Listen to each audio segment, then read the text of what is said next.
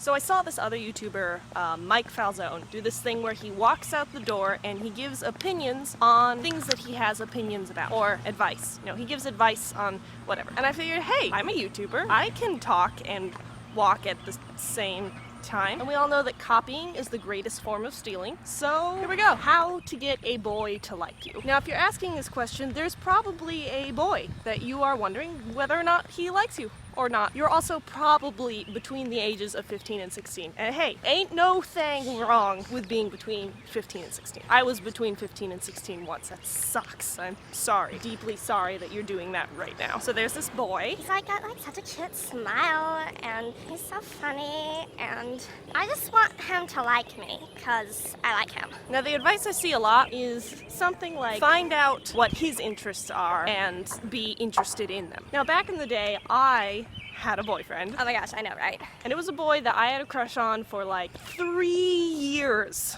before we started dating. And I was like, I gotta get this boy to like me. Like, he's like so funny and I like his smile. So I started paying like real close attention to the things that he liked. I heard he liked crimped hair, so I wore my hair crimped. Or just like, you know, whatever. In this specific situation, for the most part, it didn't really get me into any trouble. However, there was one situation very early on where I remember he played for me a very old album from the Red Hot Chili Peppers and was like, yo, do you like this album? And I didn't want to lie to him and tell him that I did, but I couldn't quite bring myself to tell him that I didn't.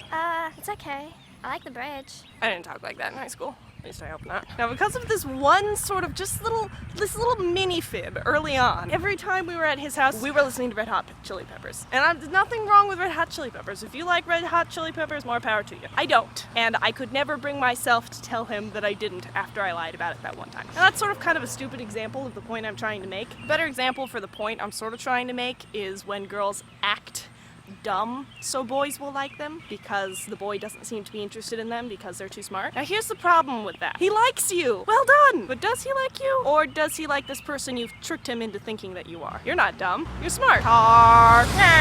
So now you kind of have to pretend to be this dumb person inevitably because that's who he likes. So how to get a boy to like you? You just do you. Just be you. And if the boy doesn't like you for being you, then you shouldn't be liking him anyway. Because here's the thing. You are so awesome. Now that also doesn't mean like you should be, I am who I am, I don't have to change, I'm me, because you should always be working toward being the best you that you can be. And I'm sure your parents are already telling you this, but you don't need to be dating someone anyway. You should be working on being the most awesome you that you want to be, not the less awesome you that someone else wants you to be. And that goes for friends too, not just relationships. Like, if you find yourself having to change who you are for people to like you, don't be friends with those people. Who wants to pretend to be someone else just so people will like you? So that's my 2 cents on that. I'm gonna link you to this and that, which is Mike Falzone, and then a video by Zay Frank, which is a little bit talking about be yourself, because I think there's more words to be said on be yourself, and Zay Frank's already said them, so I'm just gonna link it there. Because be yourself can be frustrating advice, it's just annoying, and there's just words and thoughts said on that which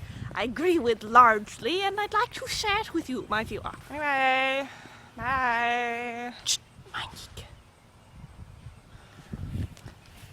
Let me tell you a piece of advice that I got when I was younger. It was be yourself.